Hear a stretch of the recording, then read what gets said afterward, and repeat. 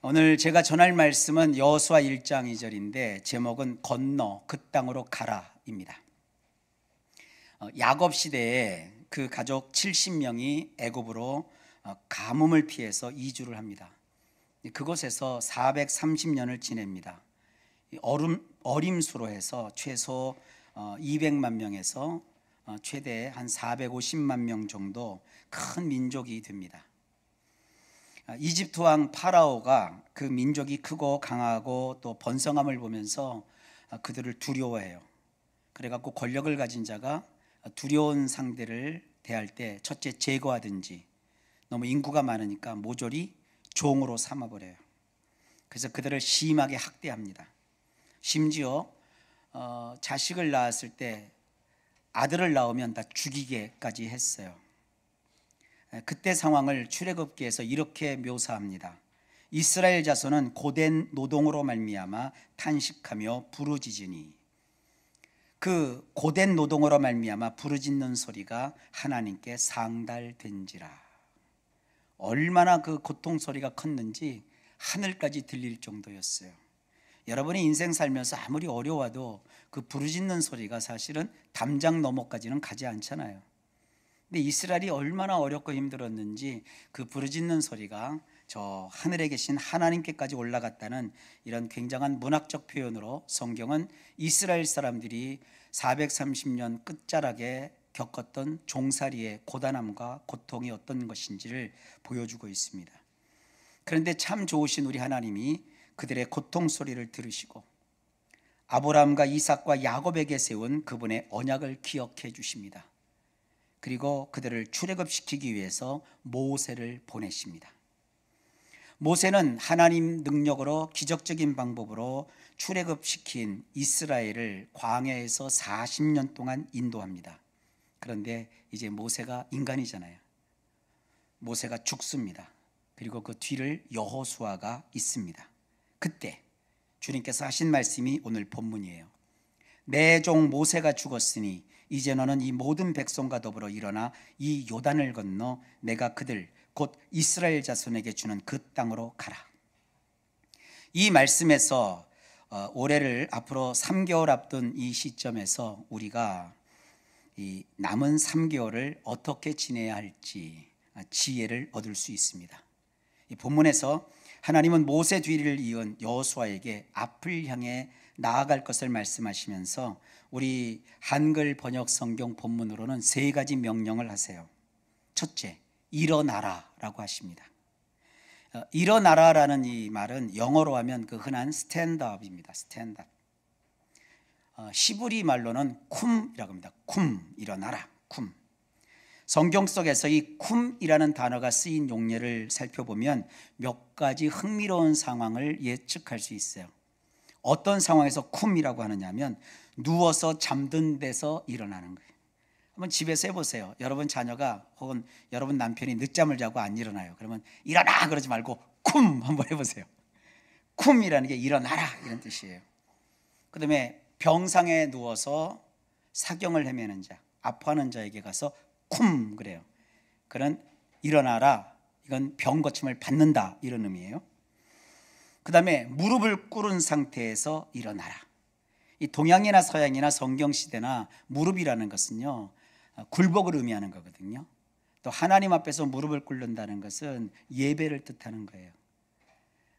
일어나라 라는 것은 거기에서 일어나라, 이제 네가 굴복당한 자가 아니다 이거예요. 여러분 하나님 앞에 우리가 무릎을 꿇으면 하나님이 그래 마땅히 무릎 꿇어야 될 네가 무릎을 꿇었다 이렇게 생각하시죠. 근데 하나님께 무릎 꿇는 자는 하나님은 절대 사람 앞에 무릎 꿇지 않게 하십니다. 그게 중요한 거예요. 사람 앞에 비겁하고 사람 앞에 무릎 꿇는 자가 하나님 앞에 뻗대더라고요. 그 인생을 거꾸로 사는 거예요. 하나님 앞에 무릎 꿇는 자는 하나님이 인생에서 그 앞에 원수의 무릎을 꿇리게 하신다는 거예요. 그 다음에 오늘 본문과 가장 일맥상통하는 그 의미가 있는데 움츠린 상태에서 일어날 때 쿰이라고 하는 거예요.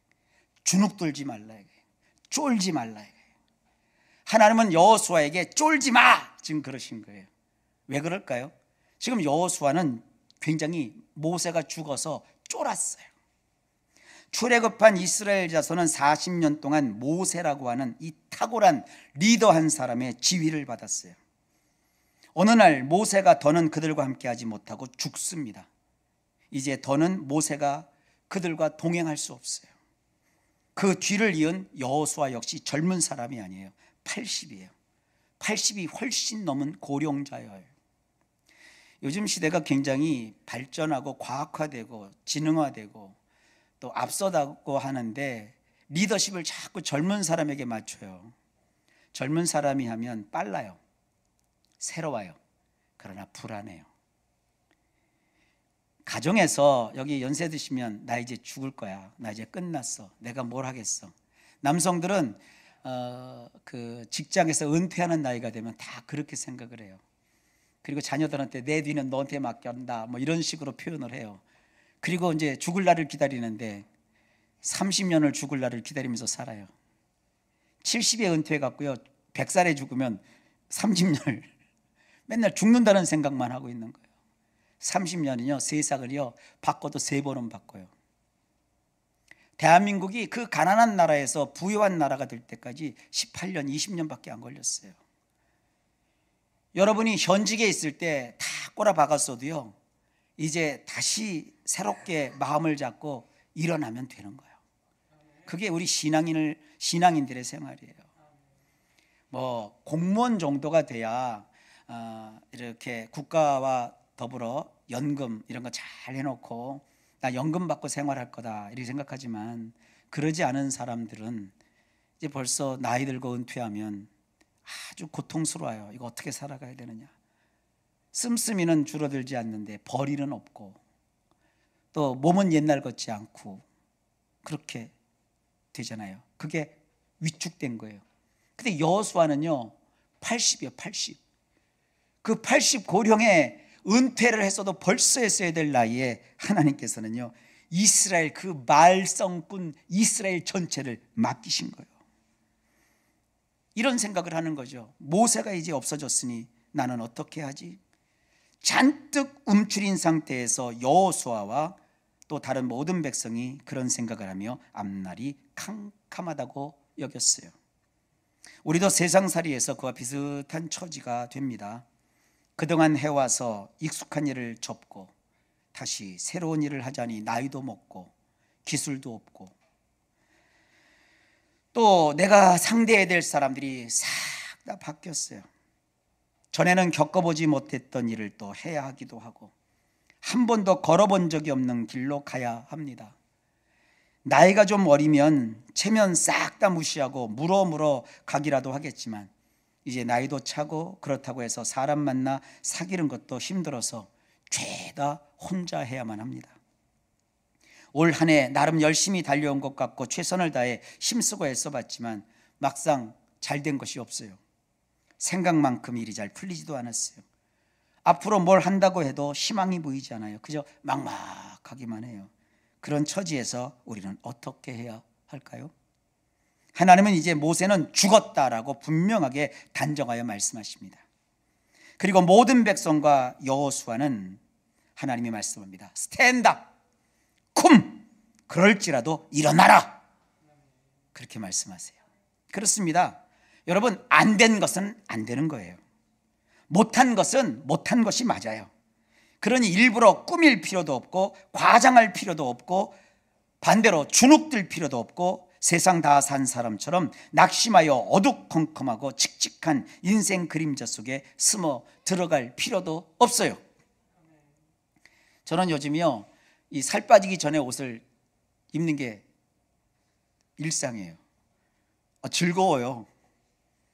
이게 전에 이걸 채워도 이게 넘쳐났거든요.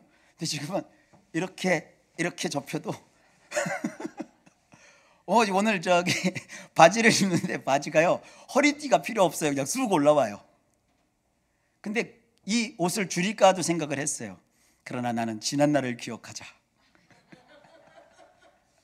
그 그만큼 내가 줄어든 거 아니겠어요?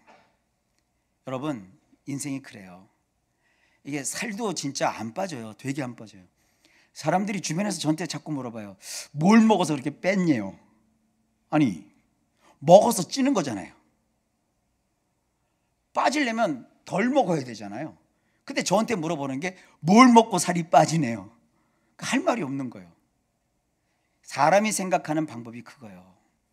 내가 여지껏 한 게 아무것도 없는데 뭘 해야 다시 여기서 일어날 수 있을까? 뭘 어떻게 해야 내가 뭘 할 수 있을까? 하나님은 그렇게 하지 말라는 거야. 너 거기서 움츠러들고 주눅 들지 말라 이거야. 일어나라 이거야. 살찐 사람은 내가 살쪘다고 인정하는 거예요. 거기서부터 시작하면 돼요. 여기서 내가 조금 더 빼면 되는 거예요. 조금 덜 먹으면 되는 거예요. 인생에 여러분 위기가 있어요. 어려움이 있어요. 그러면 이걸 감출 필요가 없어요. 감춰도 사람들이 다 알아요. 소문은 벌써 다 나요. 모든 사람이 다 알아차린다니까요. 얼마나 사람들이 영악한데요. 눈빛만 봐도 다 알아요. 그 감추는 게 우스운 거예요. 그러니까 내 지금 상황이 그렇다고 떠들 필요도 없어요. 그 상황에서 딱 거기까지만 멈추는 거예요. 그 다음에 하나님이 어떻게 하시는가 하나님을 바라야 돼요. 하나님이 새로운 지도자로 세움을 받은 여호수아에게 쿰, 스탠드업, 일어나라고 하신 데는 그 이유가 있어요. 표면적으로 그동안 그들의 인도자는 모세였지만 사실상 하나님 관점에서 봤을 때 진짜 인도자는 모세가 아니에요. 모세와 함께 하신 여호와 하나님이세요. 사람들은 하나님과 함께 했던 모세가 없으면 어떡하나 그 생각했지만 하나님의 시선에는 모세가 됐든 여호수아가 됐든 뭐 그냥 인간이 아니라 귀뚜라미가 됐든 뭐 침팬지가 됐든 그건 중요한 게 아니에요. 하나님이 모세라는 사람을 통해서 하나님의 일을 하신 게 중요한 거예요. 그러니까 인간은 모세가 사라졌으니까 아무것도 안 될 것 같지만 하나님은 그게 아니에요. 모세와 함께 했던 내가 이제 여호수아와 함께 하면 되는 거예요. 이게 신앙을 가진 사람의 배포요, 자신감이요, 확신이요, 기쁨이에요. 인간 리더십은 바뀌었어도 하나님의 주권적인 인도하심은 전혀 바뀐 것이 없습니다. 여러분이 지금 고통을 겪고 아픔을 겪고 고초를 속에서 막 괴로워하고 뭔가 망가진 것 같으면 원인을 나한테도 찾지요. 내가 뭘 잘못한 것까? 내가 성격이 잘못된 것까? 내가 뭘 실수했을 건가? 그 정도까지만 하세요.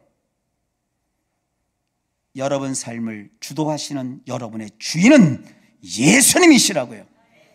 그러니까 어려움이 있을 때 딴 거 보지 말고 예수님이 이 순간에 나를 통해서 어떻게 하실 건가? 예수님은 우리를 향해서 변함없는 게 있어요. 우리를 구원하신 것을 포기하지 않으세요. 히브리서에도 있어요. 하나님의 부르심과 주신 선물, 은사는 후회함이 없어요. 하나님은요, 여러분들이 잘하든 잘못하든 하나님이 일을 하시는 데는 그건 아무런 문제가 안 돼요.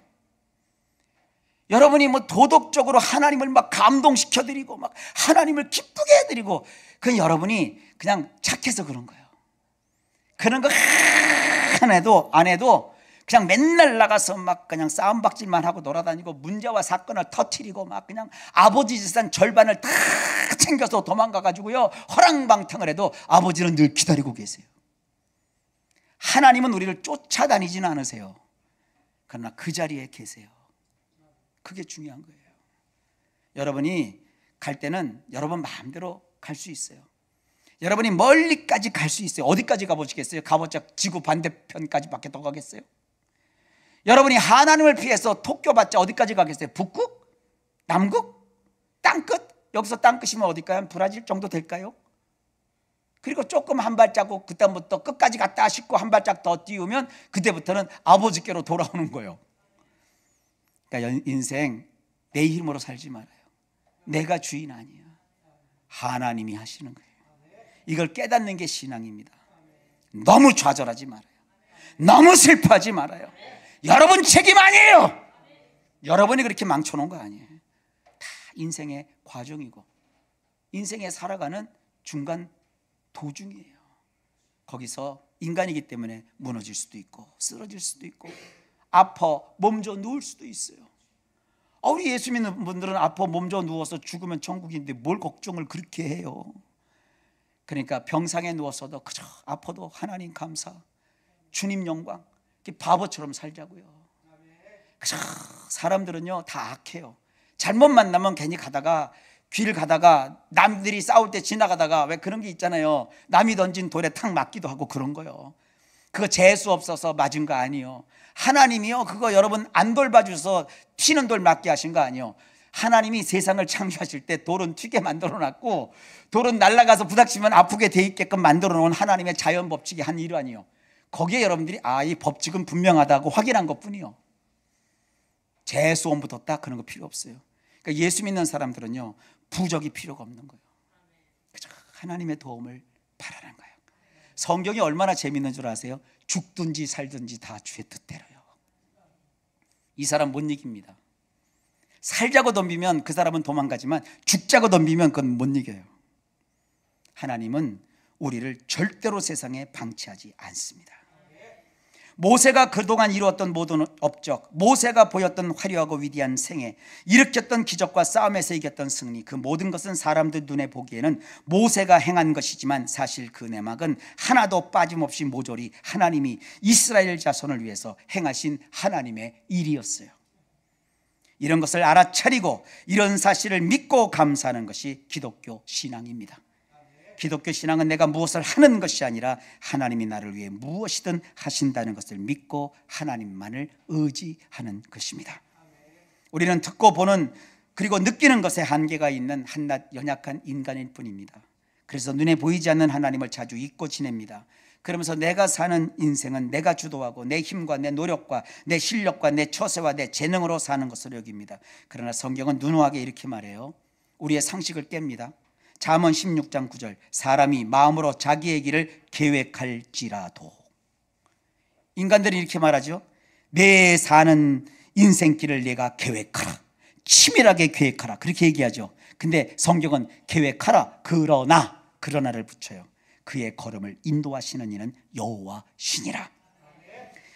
이사야 58장 11절에도 이렇게 말합니다. 여호와가 너를 항상 인도하여 메마른 곳에서도 내 영혼을 만족하게 하며 내 뼈를 견고하게 하리니 너는 물된 동산 같겠고 물이 끊어지지 아니하는 샘 같을 것이라. 혹시 여러분 지금 메마른 땅을 걷고 계십니까? 여러분의 뼈가 다 상할 정도로 걱정과 고민과 고통 속에 빠져 계십니까? 내 인생의 동산에 꽃 한 송이 피지 않고 나무 한 그루 자라지 않고 황량한 벌판 같습니까? 근데 하나님은 어떤 일을 하시느냐? 그곳에 물을 대주신대요. 물이 끊어지지 않는 샘이 솟아오르게 하신대요. 메마른 것은 너희 사정이지만 메마른 곳에서도 우리를 항상 인도하여 우리 영혼을 만족하게 하고 우리의 삭은 뼈를 견고케 하시는 것 하나님이시래요. 그걸 성경에 기록하셔서 오늘 우리에게 듣게 하시고 믿으라고 하십니다. 혹시 이번 생은 망했어, 이제 끝났어, 그런 생각이 들더라도 그 시점에서 하나님이 하신 약속의 말씀을 내 것으로 받아들여 그 자리에서 우리는 떨쳐 일어나야 합니다. 라이즈, 그냥 벌떡 일어나 보세요. 그래, 까짓것 죽기 아니면 까무러치기지 뭐. 내 인생은 내 것 아니야. 내 삶의 주관자는 이 연약한 내가 아니라 전지전능하사 못 이룰 것이 없은 하나님이셔. 이제 다시 나는 믿음, 소망, 사랑으로 주님을 바라볼 테야. 일어나 보자. 이것이 신념이면 어떻고 순간적 찰나적 착각이어도 괜찮아요. 주님이 일어나라고 하셨으니까 다시 일으켜 주실 것을 믿고 벌떡 일어나 보시자고요. 포기하면 할 것이 아무것도 없어요. 하지만 툭 털고 일어나면 다시 손에 잡히는 일이 생깁니다. 나도 나를 못 믿지만 나와 함께 하시는 하나님은 살아 계십니다. 그것만이라도 믿고 일어나십시오. 둘째 하나님은 건너라고 명령하세요. 요단강은 일종의 간헐천이에요. 간헐천, 젊은 분들은 좀 말이 어렵죠. 이 간헐천은요, 비가 안 오면 마른 땅이에요. 그리고 물이 거의 안 흘러요. 근데 비가 옵니다. 큰 비가 오거나 우기가 되면 물이 막 골짜기에서부터 쏟아져 들어와서요, 홍수가 나는 것이 간헐천이에요. 하나님이 건너라고 명령하셨을 때는 성경 기록에 따르면 여호수아 3장 15절에 이렇게 말해요. 요단이 곡식 거두는 시기에는 항상 언덕에 넘치더라. 추수철이라는 뜻이에요. 그러니 하나님이 건너라고 하신 명령은 사실 얕은 개울가 물을 건너라는 것이 아니에요. 궁금하시면 지금은 찾지 마시고 예배 다 마친 다음에 그 영어는 Jordan River Flows를 찾든지 우리말로는 요단강 범람 홍수, 검색어에서 유튜브에서 보세요. 그 요단강은요, 홍수철이 되면요, 이거는 배가 있어도 건널 수 없는 불가능한 명령을 하나님이 내리신 거예요. 추수 때는 요단강을 건널 수가 없어요. 그렇지만 이것은 인간에게 수단 방법 가리지 말고 무조건 건너라는 무모한 명령이 아니에요. 사람이 할 수 없는 일, 불가능한 요단강 도하를 하나님이 하나님의 방법으로 하나님 자신이 성공시키겠다는 선언적 명령이에요. 그리고 성경 행간에서 읽을 수 있는 놀라운 사실이 또 있어요. 지금 이스라엘은 요단강을 건너는 목적이 뭐냐? 가나안 정복 전쟁을 치르기 위해서 넘어가는 거예요. 광야에서는 그냥 방랑객이었지만 요단강을 건너서 가나안으로 들어가면 그때는 이스라엘은 완전히 전쟁의 군사들이에요. 군인들이에요. 전시 모드예요. 전쟁에서 무기도 군인도 다 필요하지만 군대 갔다 오신 분들은 아실 거예요. 군인들이 먹을 양식과 생필품의 보급, 이게 제일 중요한 거예요. 남과 북이 어떤 무기를 얼만큼 갖고 있느냐, 그거는 전쟁에서 별 변수가 안 돼요. 근데 전쟁이 일어났을 때 보급품을 제대로 댈 수 있느냐 없느냐, 이게 중요한 거예요. 광야에서 만나를 통해 하루 한 번씩 공급되던 하늘 양식만으로는요 전쟁을 치룰 수 없어요. 배만 채울 수 있지 전쟁은 못해요. 전시에는요 통계에 따르면 식량 이송 비용이 평소보다 5배 이상이 더 필요하대요. 예를 들어 식량 100kg을 옮길 때 전쟁 때는 그것을 옮길 시 평시보다 5배가 많은 500kg이 필요하대요. 왜냐하면 그것을 옮기는 과정에서 말이나 소가 사람보다 더 먹어서 그렇대요. 그러니까 요단강 물이 크게 불어난 것은 언제라고요? 추수철이잖아요. 정복 전쟁을 시작하기에 식량 보급 측면에서 가장 최적기예요. 반드시 그 추수철에 그 강을 건너야만, 그래서 가나안에 진입해야만 이스라엘의 군인들이 먹을 양식을 넉넉히 확보할 수 있어요. 그러니 그 추수철에 강을 건너는 것은 불가능한 일이었지만 반드시 건너야만 하는 그런 상황이었어요. 그런 불가능한 요단강을 근데 어떻게 건넜을까? 인간의 눈으로 봤을 때는 불가능한 일을 인간이 쓰는 일반적인 방법으로는 여전히 불가능한 거예요. 그래서 이런 종류의 일은 오직 하나님이 내신 하나님의 방법만 통해요. 요단강 도하를 위한 하나님의 방법이 무엇이었을까요? 여호수아 3장과 4장을 쭉 보면 제사장들이 언약궤를 메고 백성 앞에 나아가요. 궤를 맨 제사장들의 발바닥이 요단물을 밟고 멈추자 그제서 비로소 흘렀던 요단물이 위에서부터 끊어져요. 물이 한 곳에 모여서요. 언약궤를 맨 제사장들이 요단 가운데로 저벅저벅 들어가서 가운데 쓰니까 땅이 마르기 시작해요. 그 마른 땅을 밟고 백성들이 요단강을 다 건너요. 그리고 그것을 기념해서 돌 12개를 가져다가 제사장들이 섰던 그 요단강 가운데다가 돌을 세워요. 자, 이게 상식적으로 이해가 됩니까? 예수 믿는 사람들 뻑하면 잘 쓰는 말 있죠. 기도할 거야. 기도하면 돼. 그러니까 이 하나님의 법칙을 모르는 사람들은 인간의 법으로 이게 기도한다고 되냐? 이 바보야? 예수 믿는 것들은 이상해. 그리고 요즘은요 하여간 영화 감독들은 아주 만만한 게 기독교예요. 아주 기독교. 여러분도 기독교 영화 보면 우리 교회가 그렇게 하던가요? 그런 메시지 교회에서 들을 수 있나요? 근데 교회도 안 다니는 사람들이 그런 드라마나 영화 보면서 교회에서 목사들이 그런 우스꽝스러운 메시지를 하는 줄 알아요. 우리가 설교하다가 갑자기 성가다가 일어났고 할렐루야 이럽니까? 그건 영화에서는 하는 일이에요. 우리가 설교 시간에 얼마나 진지한 얘기들을 합니까? 얼마나 우리는 비상식적인 삶을 살지 않게 해서 노력합니까?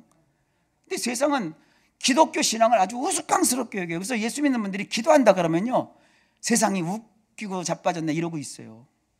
근데 하나님의 방법은 기도할 때 열려요. 기도하지 않는 사람을 하나님이 어떻게, 능력이 많으시지만 하나님이 어떻게 안 하세요? 언제까지? 다 깨닫고 기도할 때까지 기다리고 계시다니까요. 우리 예수 믿는 사람들의 방법은 전혀 세상 사람들이 이해를 못해요.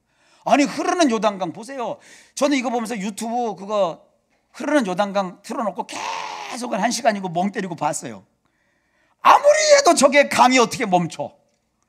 저 흐르는 물을 어떻게 건너? 목사인 제가 봐도 그래요. 근데 하나님이 하나님을 대신하는 제사장들에게 언약궤를 매라 이거예요. 언약궤는 하나님이거든요. 하나님을 상징하는 거거든요.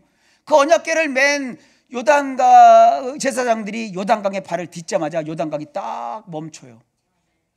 그리고 나서 땅이 들어가서 보니까 마른 땅이 돼버려요. 이게 하나님의 방법이에요. 이것은 상식적으로 봤을 때 전혀 물살이 거센 그 강을 건너는 이성적이고 일반적인 도강 방법이 아니에요. 전혀 이해 안 되는 실현 불가능한 행동입니다. 그런데 하나님은 그런 불가능한 행동을 아주 연약하고 별로 믿음도 없고 시원찮은 인간들에게 하라고 명령하세요. 그리고 결국 이뤄내세요. 물론 제사장, 법궤, 12돌 그런 것을 동원했다고 해서 모든 강이 기적적으로 갈라져서 마른 땅으로 건널 수 있는 것이 아니에요. 여기서 한 5분만 걸어가면 여기도 실개천이 흐르고 있어요. 우리가 법궤를 모형으로 만들고 제가 제사장복을 입고 12돌을 가져다가 우리가 거기 발로 밟는다고 저쪽 흐르는 옥개천이 멈추진 않아요. 그러니까 우리가 관심을 가져야 될 것은 법궤를 되찾자, 제사장을 회복하자, 12돌을 찾아오자, 그거 아니요.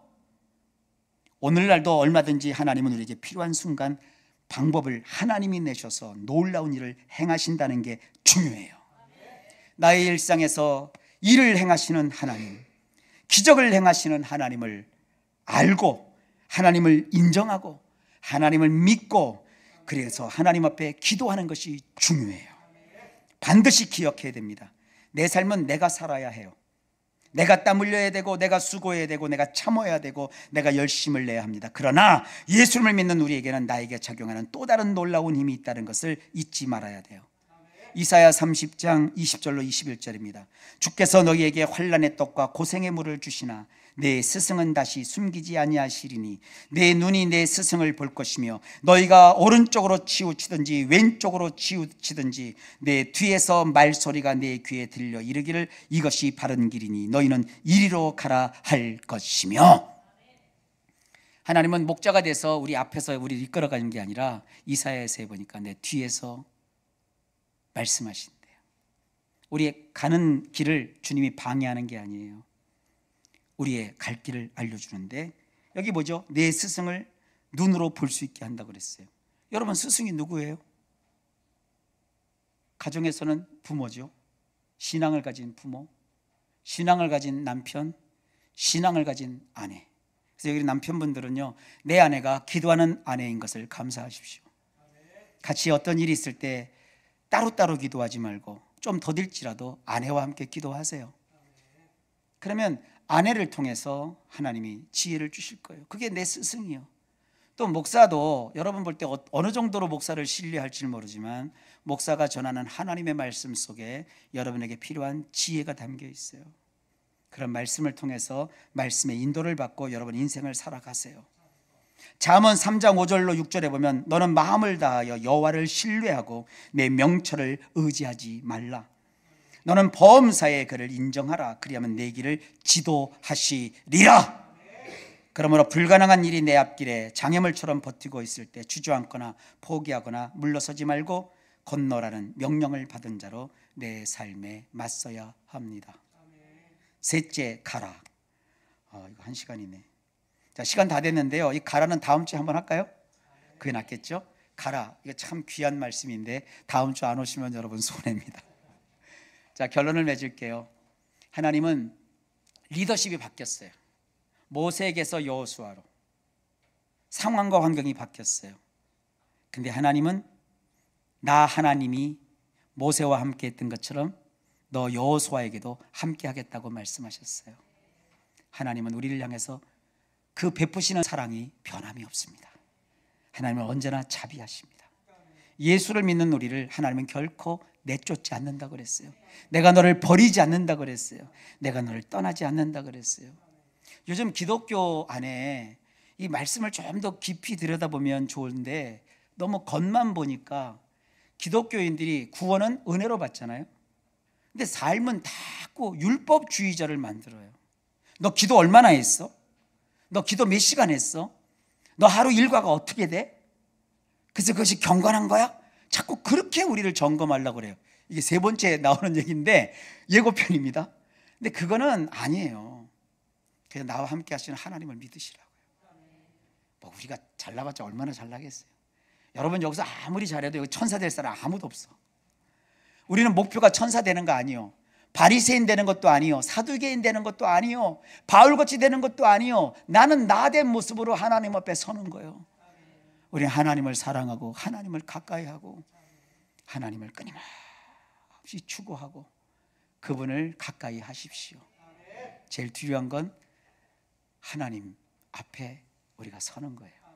여러분 어쨌든 여기까지 하겠습니다. 오늘 이렇게 만나 뵈어서 반갑고 기쁘고 즐겁고 한 주간 예수님 안에서 행복 마음껏 누리면서 사시는 우리 성도님들 다 되시길 주의 이름으로 축복합니다. 기도합니다. 하나님 감사합니다. 여호수아가 얼마나 절박했을까 생각합니다.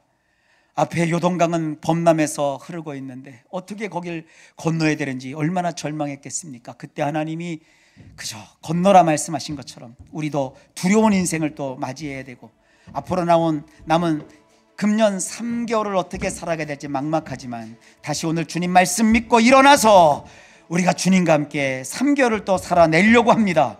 주님 베풀어 주시고 도와주시고 역사해 주시옵소서. 예수님 이름으로 간절히 기도하옵나이다. 아멘.